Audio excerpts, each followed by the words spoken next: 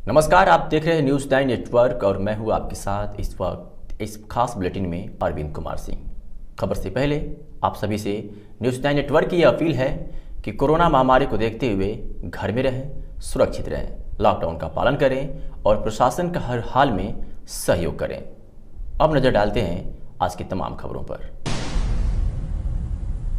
UP के कानपुर देहात में Sandalpur block के ग्राम पंचायत में मतगणना के दौरान प्रत्याशी ने धांधली का आरोप लगाते हुए जिलाधिकारी को पत्र लिखकर दोबारा रिकाउंटिंग की मांग की है।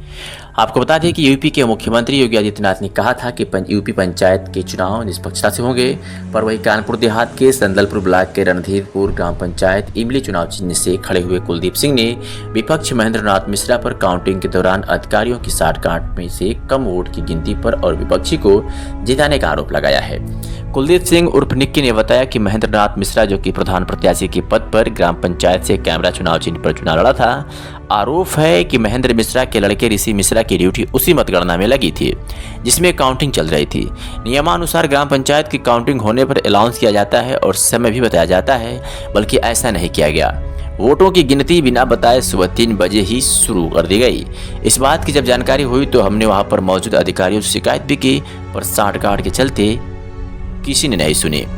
पूरे ग्राम पंचायत में कुल 1137 वोट डाले गए, गिनती सिर्फ 1131 वोट की गई है। कुल 4 वोट से हार जीत कर दी गई, जबकि पूरे 1137 वोट की गिनती नहीं की गई। प्रत्याशी कुलदीप सिंह ने जिलाधिकारी को पत्र लिखकर दोबारा मतगणना की मांग करते हुए धांधली का आरोप लगाया है। अब देखना होगा कि निष्पक्षता की बात करने वाले जिलाधिकारी इस मामले में क्या करते हैं, ये एक बड़ा सवाल है। क्या नाम भैया? कुलदीप सिंह, किस गांव से ग्राम प्रधान के लिए खड़े थे? ग्राम पंचायत रणधीरपुर। क्या ऐसी क्या बातें हुई आपके साथ वहां पे जो गांव में आज कुछ लोग विरोध कर रहे हैं? हम पोलिंग के लिए संदलपुर कौरू ब्लॉक में पहुंचे हुए थे, तो काउंटिंग के लिए जो अनाउंसमेंट की व्यवस्था रखी गई थी कि जिस ब्लॉक से जिस ग्राम पंचायत का काउंटिंग शुरू होगी उसको अवगत कराया जाएगा, पर वहाँ पे ऐसा कोई व्यवस्था थी नहीं, या दूसरों के लिए थी।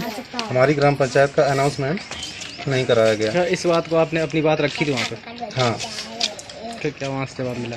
और जब हमें ज़्यादा से ज़्यादा जानकारी एकत्रित करने की कोशिश की तो हमारे ग्राम पंचायत का जो समय दिया गया था वो सुबह 10 बजे का और 11 बजे का था, और जब बाद में पता चला तो हमारी ग्राम पंचायत का नाम हटा के सबसे लास्ट में कर दिया गया, उसको रात में ले गए। तो 3 बजे के लगभग जब काउंटिंग शुरू हुई है तो हमको अवगत नहीं कराया गया। जैसे तैसे हमको बाहर से जानकारी मिली तो हम लोग अंदर गए तो बॉक्स वहाँ अंदर पहुँच चुके थे।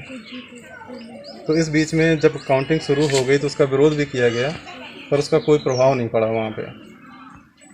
और जो हमारे विपक्षी प्रत्याशी थे महेंद्र नाथ मिश्रा, उनके पुत्र ऋषि मिश्रा तो वहाँ ऑलरेडी ड्यूटी पे थे, तो उनको भी विरोध पे कहा गया कि आप इनको बाहर करें, पर उन्होंने बराबर अपना हस्तक्षेप जारी रखा। तो ये चीज़ें थी जिसके लिए हम विरोध कर रहे थे बराबर। यानी जिनकी ड्यूटी लगी थी वो प्रत्याशी के पुत्र थे? हाँ, प्रत्याशी पुत्र थे वो ऋषि मिश्रा। इसका अंदर आपने भी विरोध किया था? जी हाँ, विरोध किया था। मैंने ARO को लिखित में इसकी जानकारी भी दी थी, पर फिर भी उसका कोई प्रभाव नहीं पड़ा। क्या किसी सक्षम अधिकारी से अभी तक कोई शिकायत की? नहीं, मैंने एप्लीकेशन वगैरह तैयार की हुई है, DM साहब से संपर्क में है, उनके पास पहुंचने की कोशिश कर रहे हैं, पर अभी वो ऑफिस में नहीं है, तो अभी तक एप्लीकेशन उनको रिसीव नहीं कर पाता। अच्छा, मतगणना अधिकारियों की तरफ से क्या कुछ आश्वासन दिया गया? उनकी तरफ से यही आश्वासन था कि कोई हस्तक्षेप नहीं होगा, निष्पक्ष काउंटिंग हो रही है, पर वहाँ मुझे तो ऐसा कुछ समझ में नहीं आया। क्या कुछ ऐसे सबूत आपको वहाँ पे मिले जिसमें कुछ धांधली हुई?